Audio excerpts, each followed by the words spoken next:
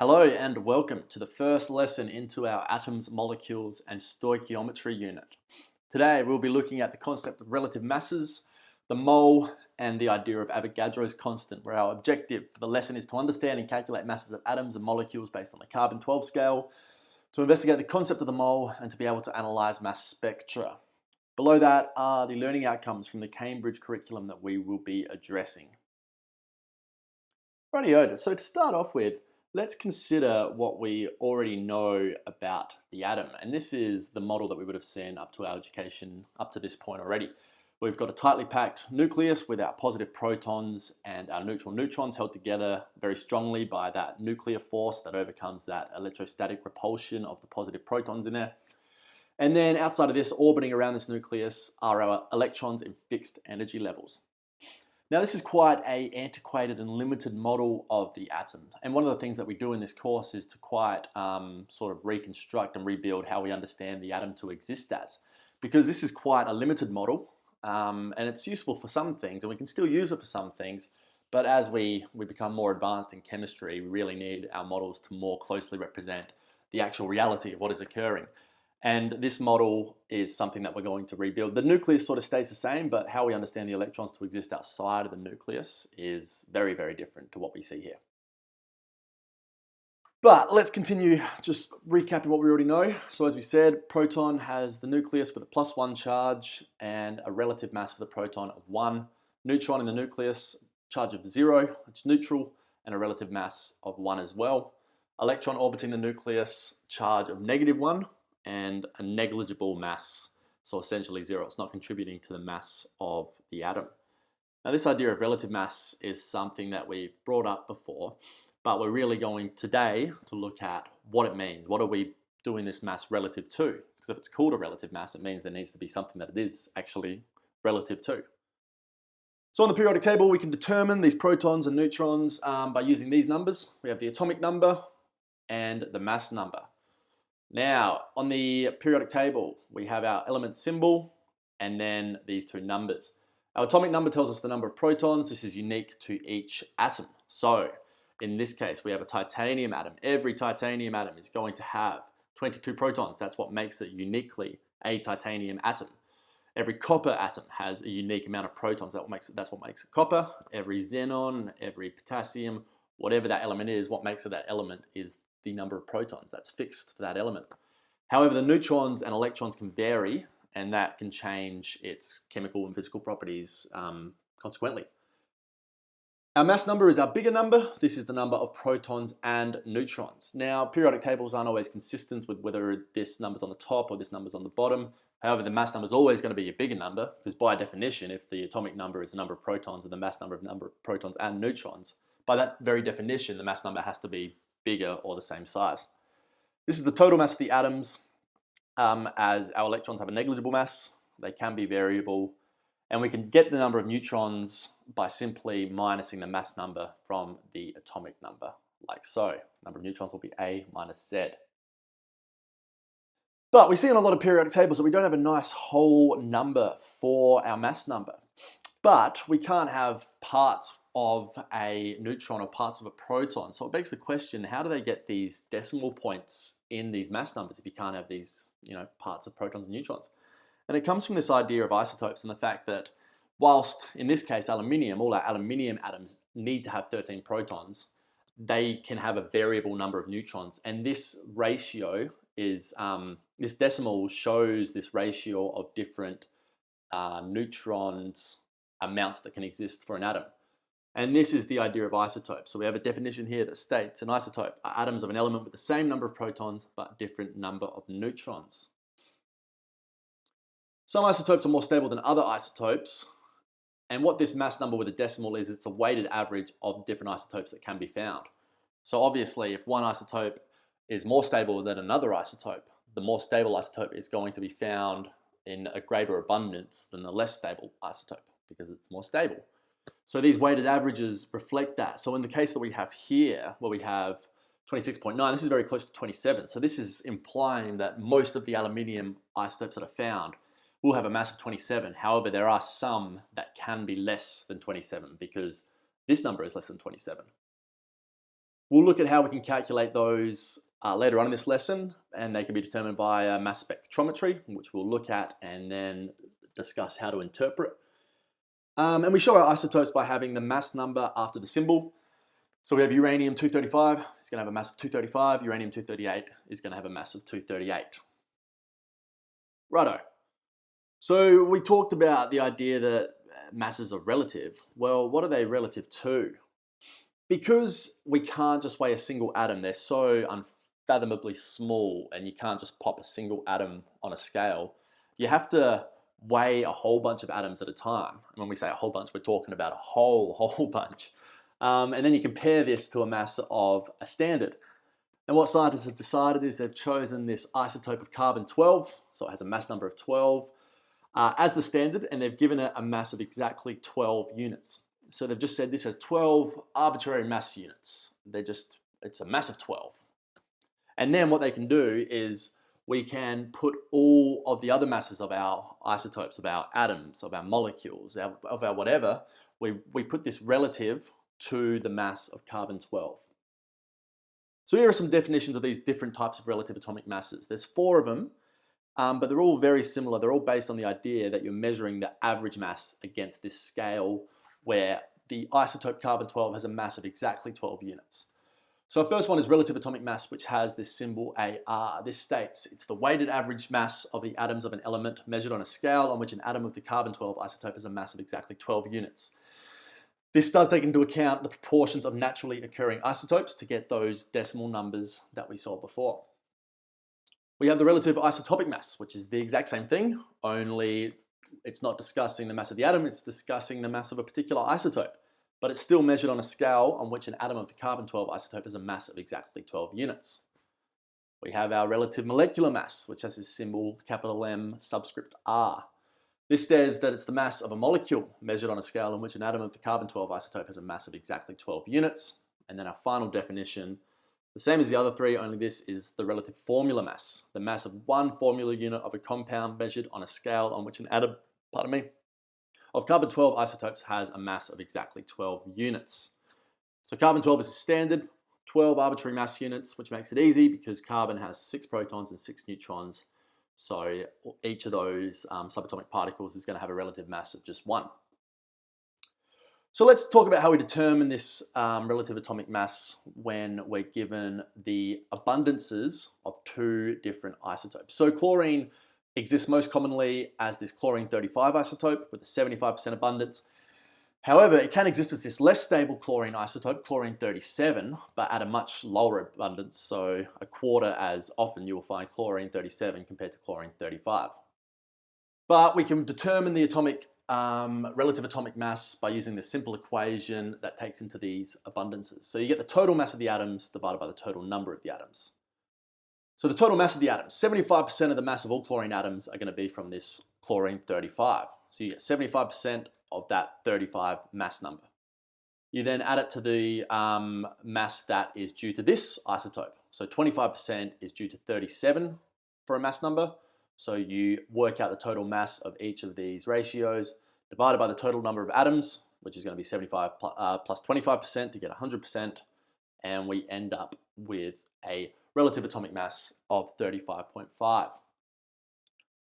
Now, this has no units, as we said. It's just an arbitrary mass value. It's relative to this carbon-12 standard, so it doesn't have any units to give. Here's one that you can have a go at, that you can pause the video and then we will check it when you've had a try. So neon has 3 isotopes, neon-20, neon-21, and neon-22. You'd like pause it now, have a go at calculating the relative atomic mass, and then we can check right now. So coming over to the whiteboard over here, we said that neon has 3 isotopes. Isotope 20, which is the vast majority at 90.9% of all neon. Neon 21, now this isn't a very stable isotope at all. This only exists in 0.3% of all neon. Then neon 22, much less stable than that, but more stable than that with 8.8% of the neon existing. So we've got to use our equation that we just looked at. You calculate the relative atomic mass by getting the relative abundances of each of these. So 90.9% of all of the neon is due to this neon 20 mass. So we go 90.9 times by 20.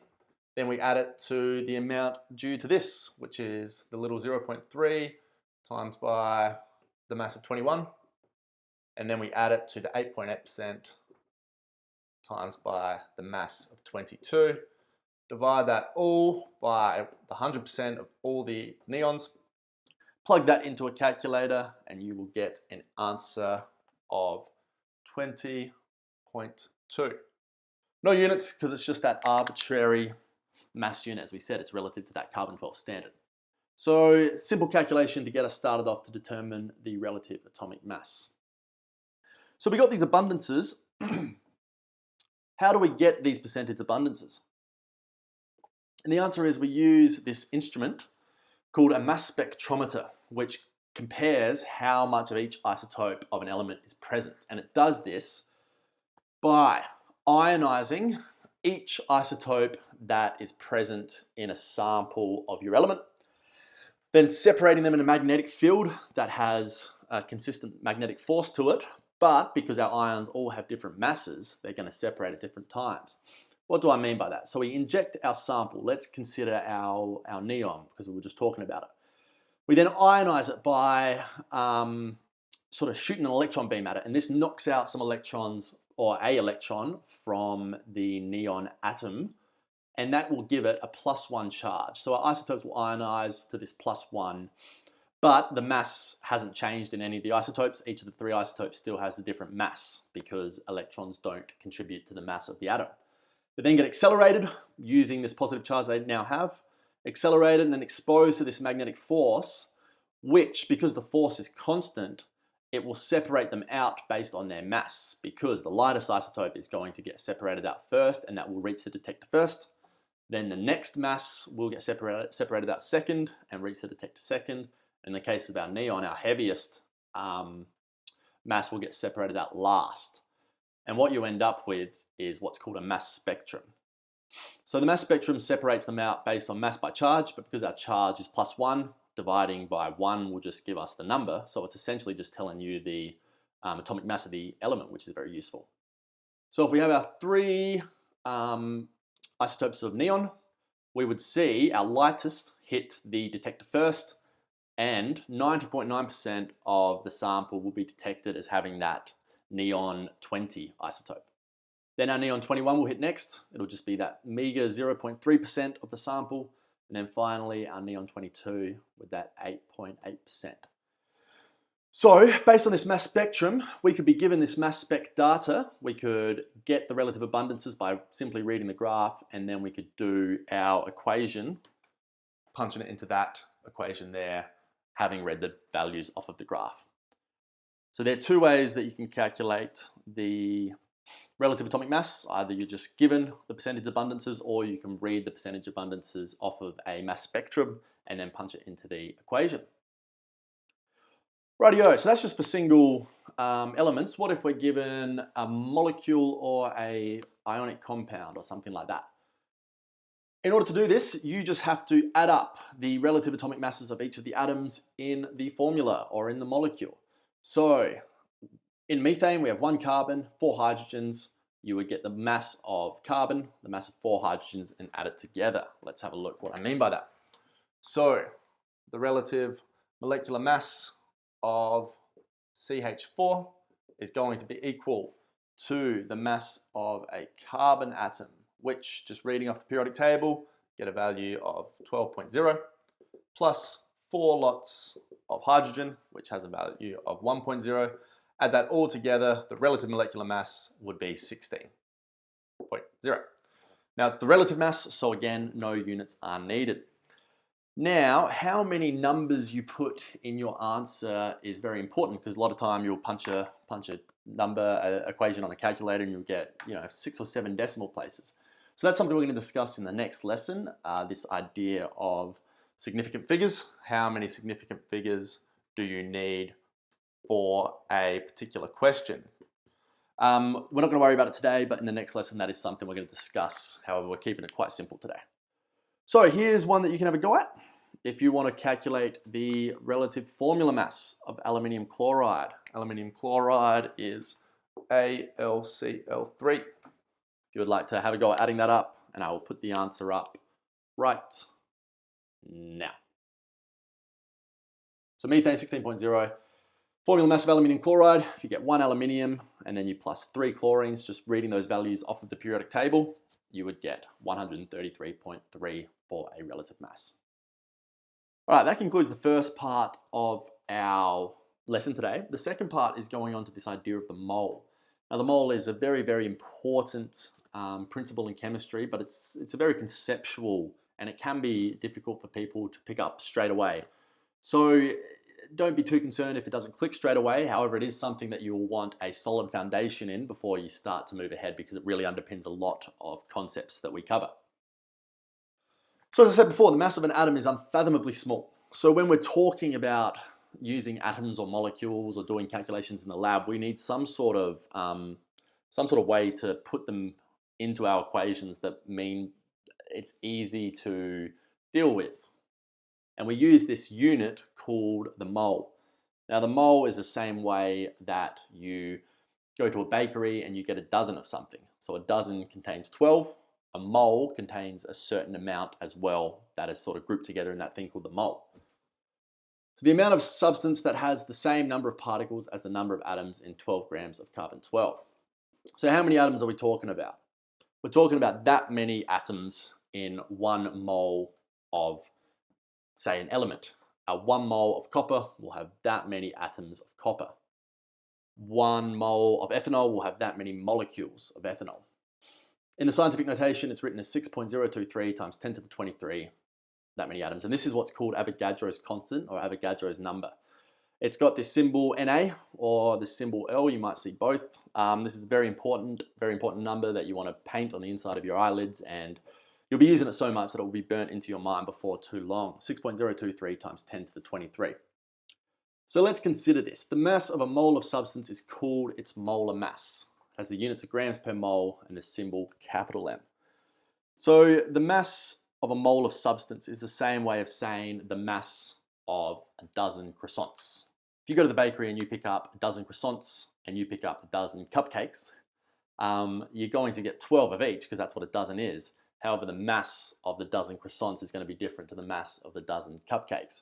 It's the same thing here. A mole of copper ions versus a mole of neon ions, they're both going to contain the same amount of ions, which is that 6.023 times 10 to the 23, but a mass of the copper ions is going to weigh differently to the mass of the neon ions. So you call the mass of this mole the molar mass. So the molar mass of neon is different to the molar mass of copper.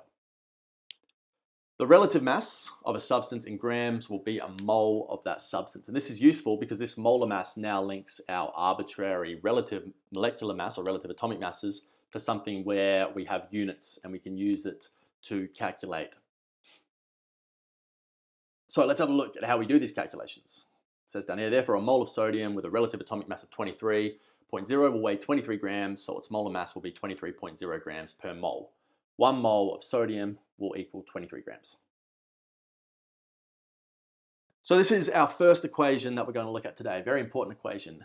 N is equal to little m over capital M. And I know very similar letters, but that's what we're stuck with, that's what we got. Let's have a look what these mean. M means mass, units of grams.